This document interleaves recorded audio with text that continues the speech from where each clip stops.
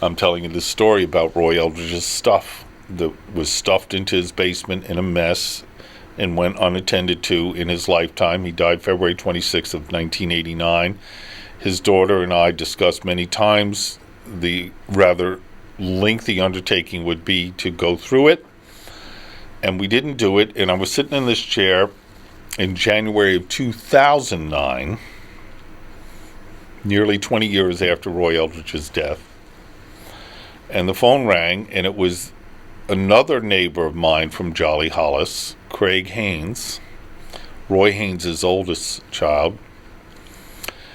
And he was, of course, still in contact with Carol Eldridge, and he told me Carol was dead, that she had died suddenly.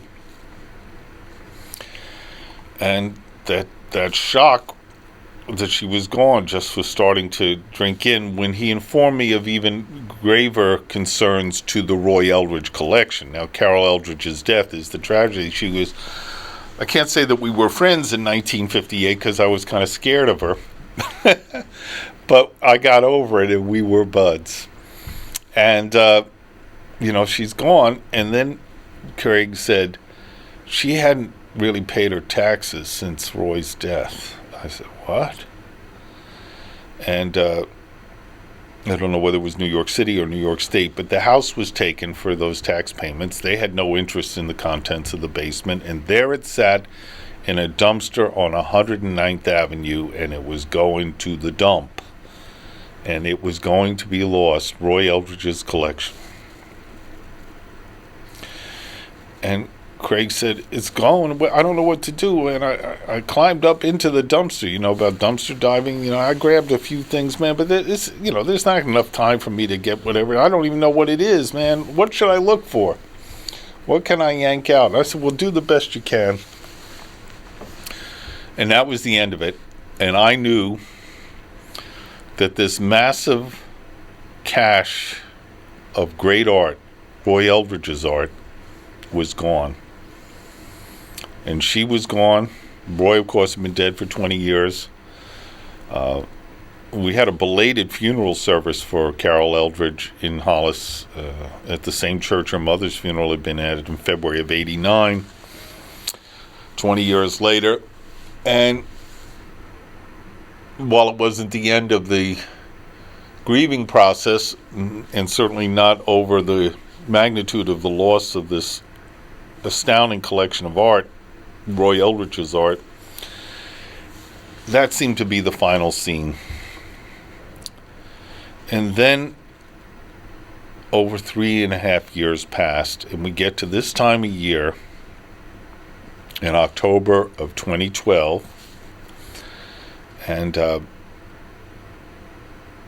I know a photographer named Elizabeth Leitzel, and her husband is a big KCR fan, and he listens to my radio show, and she's had me on the phone with him a number of times, and he's a jazz musician too, and for whatever reasons he's decided he really likes me a lot. So I like them a lot because they love jazz, and they're young, and they're just wonderful people, and they when they make some effort to attend my courses at Swing University. And Kyle will be a jazz expert, and Elizabeth Leitzel will always love jazz, and she might become a jazz expert. So anyway, she calls me in the wake of Sandy, and it was hard to call people. It was hard to get around. I walked to the station. I still remember the Clifford Brown birthday broadcast, which is coming up this coming Wednesday. This year's version. Last year's, people were so thankful that we were on the air and that there was some alternative to the repetition of the devastation news of Hurricane Sandy. So we were doing our thing, and the station functioned in this particular area of Manhattan. Electricity did exist. It was difficult to get here, but once we were here, we played you Clifford Brown, we played you everything. In any case, Elizabeth Leitzel reached me, and she said she's on the beach in Rockaway. And she's standing a few feet away from a man in tears whose home is devastated, whose world is ruined by the superstorm. And that she's a photographer, so she's doing some freelance journalism. You know, it was difficult to get people to go out into the storm and become part of the coverage of it. And there she is, and she contacts me that this man is in this situation. And of course, you said, well, why would you call me? I mean, I'm, maybe have some good Samaritan potential, but, I'm just some guy sitting on a pile of records on the Upper West Side of Manhattan. She's out with a guy who's losing his home to the superstorm in Rockaway, and it's not really a logical connection until comes the punchline. He had Roy Eldridge's collection. The man, Kurt Schneck is his name, had gotten wind of the tragedy of Carol Eldridge's death and the shocking development of Roy Eldridge's super collection in the basement of the home right out there on 109th Avenue in Hollis since the year zero, and it stayed there until 2009, when it got tossed as the house was taken over for the back taxes problem that I wasn't even aware of, that my dear friend Carol Eldridge had become her circumstance. So, of course, the bottom line was that the collection was taken to the dump and it was gone. But no, this man had interceded and brought his own dumpster to take away the dumpster, and made his negotiation with the dumpster person who was working for the clearance of the property. And he had brought the collection to his home in Rockaway. So unbeknownst to us, it had been saved, or at least a significant component of it had been saved, enough to fill a dumpster. That should give you an idea of just how huge the collection was and what an astounding mess it was in the basement of Roy Eldridge, his home in Hollis. So it had been saved. It had not disappeared in January 2009. Instead, it had been saved to die a watery death in October of 2012. Great victory, huh? So you didn't die then, you died the other time, and you're still dead. It's kind of rough. But the collection wasn't completely gone. It just was waterlogged. This is not good for records, tapes, papers, photographs, drum sets.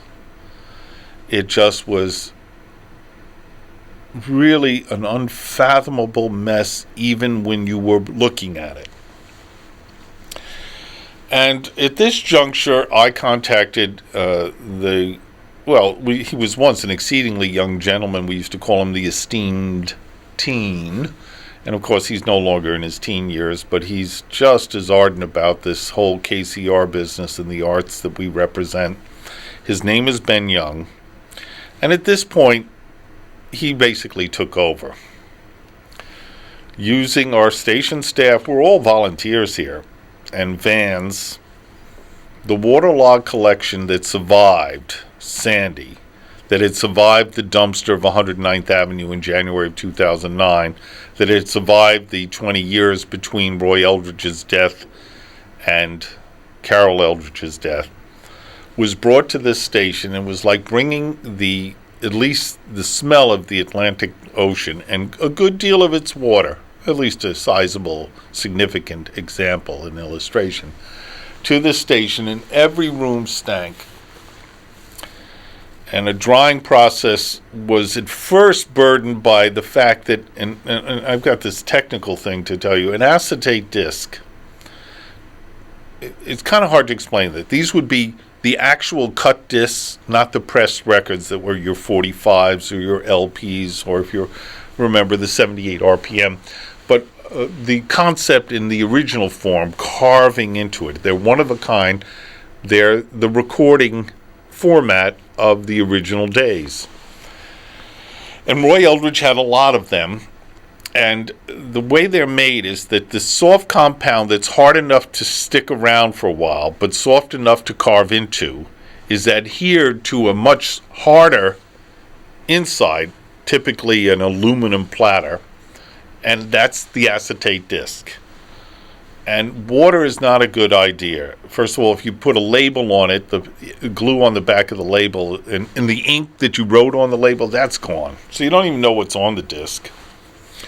But also, the water can get between the acetate compound and the hard, typically aluminum, sometimes glass, occasionally cardboard, center.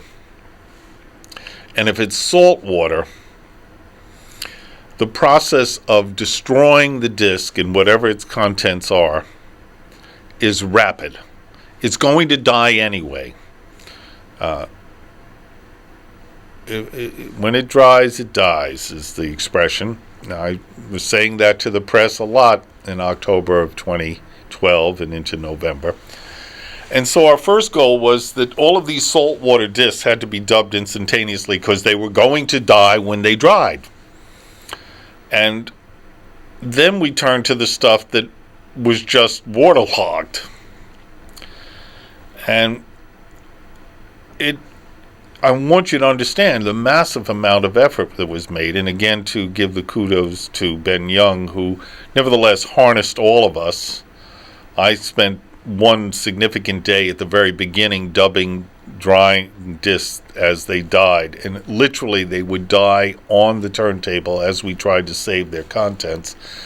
And I would say that sadly somewhere like 15 to 25%, somewhere in there, were transferred safely, and 75% of it is gone. But then again, in January of 2009, I thought 100% of it was gone. So the process continued, and an arsenal of people devoting their services have done their stuff, and it's the collection, that which survived Superstorm Sandy, has pretty much been returned to Mr. Schneck, who's, I'm hoping, is happy. He said to the New York Times that, imagine you're devastated by Hurricane Sandy and you've lost everything, and you're outside and you've got this waterlogged collection of jazz memorabilia that no one knows about, nobody understands what it is or how to use it when it's properly functioning, and now you've got to find somebody who can save it. And he did. He found us. And we did as much as could have been done. It's really an amazing thing. And that brings us now to the music that you were listening to. And admittedly, it's now 20 minutes ago, 25 minutes ago probably, that I was playing the alternate of Heckler's Hop. And pretty close to the end of the restoration process, which was all but 12 months. It's funny that, the real news world, we don't really have news on WKCR. We do have cultural affairs and news and events in a certain sense.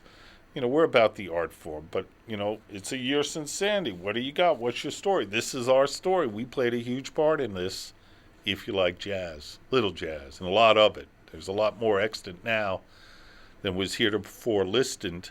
And even though the real story is the tragedy that in a 1-2 punch of January 2009 and October 2012, it was lost, some of it's been saved. And at the end of the saving, we found these alternate takes from Roy Eldridge's first issued records, the Vocalion dates. And it's one of the greatest things that's ever happened.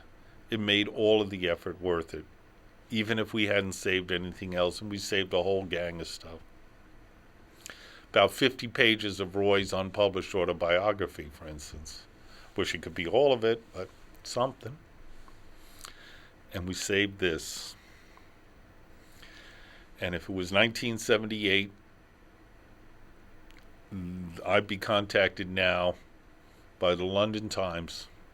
We hear you just played a heretofore unknown supreme record by the Roy Eldridge fellow, Little Jazz. And I would give them an interview while playing another record on the air. And this is not going to stop the presses or change the world, but it sure is great. And I got one more for you. Roy made, it's really a pair. that is one thing. But 5 days apart, these two record dates for Vocalion with his working band at the Three Deuces. And on the second date, he recorded Where the Lazy River Goes By, a minor key thing called That Thing, and one of his deluxe tour de forces called After You've Gone. And I don't know how many of you have looked in the wax of Vocalion 3458, but it says take 2. There really is a take 1 of After You've Gone, and you're going to hear it as the penultimate track in this largely, if not entirely, unnoticed miracle. The great art has been salvaged. An alternate painting of the same woman by Leonardo da Vinci. The Mona Lisa, alternate take. We've discovered it. I've discovered 105 new episodes of The Honeymooners. I've found an entirely unreleased finished album by the Beatles. And an extra play by Shakespeare. And the Lost Passions of Johann Sebastian Bach, and some extra copies of the Declaration of Independence.